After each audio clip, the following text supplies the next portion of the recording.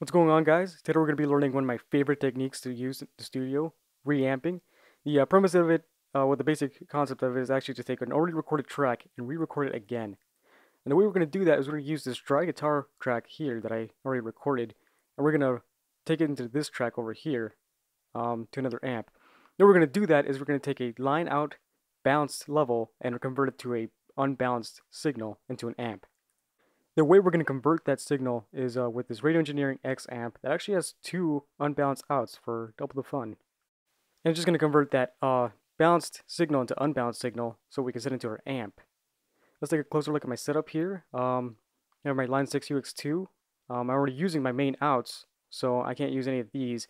Instead, I'm actually going to use my phone's out for my headphones. It actually has a phone's gain, so I can toggle more gain staging if I want. And the kind of connection we're going to be using is this XLR to TRS cable. TRS out from the phones to XLR in to the reamp box. Let's just review how I have everything hooked up here. From the phones out to the XLR in of the reamp box. Then an instrument cable going out to my guitar amp over here. Once you hit play on your DAW, you'll be able to hear sound out of your amp. So now you're officially reamping. Just make sure your monitors are turned down, as well as optimizing tone and just messing around with the mic placement or just room setting as well.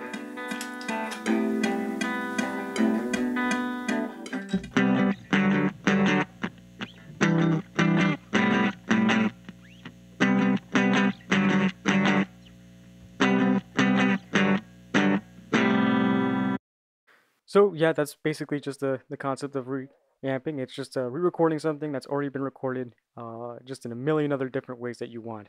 If you noticed there, I did have the metronome clicking. So just one thing to remember: always solo the track that you're gonna reamp, and then record enable the track that you're gonna use, and use the obvious mic input that you're gonna be using.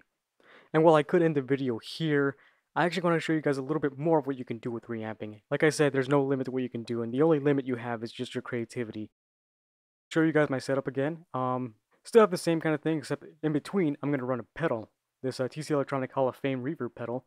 And we're going to just test the tones out just to see how it sounds.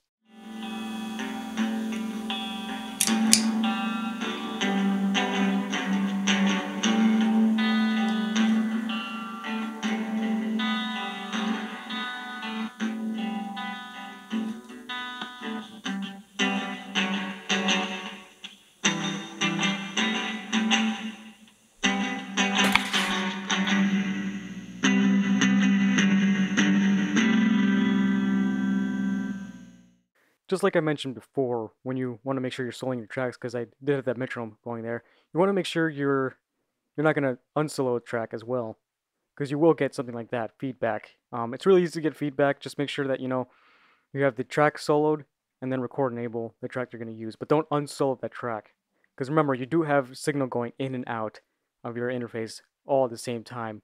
So it's just a little bit easy to get feedback. I know it's kind of hard, but you kind of get used to it and you kind of learn a little bit. But yeah, that's one of the issues that happens with reamping.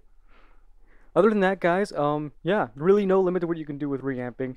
You could put your entire pedal board through. You can reamp vocals, snare drums, anything really. I just hope that you guys don't limit yourselves by your creativity or anything else like that. I mean, I hope you actually expand more on this kind of concept and just go all out crazy with it. It's an awesome technique. I love using it. But yeah, that's about it.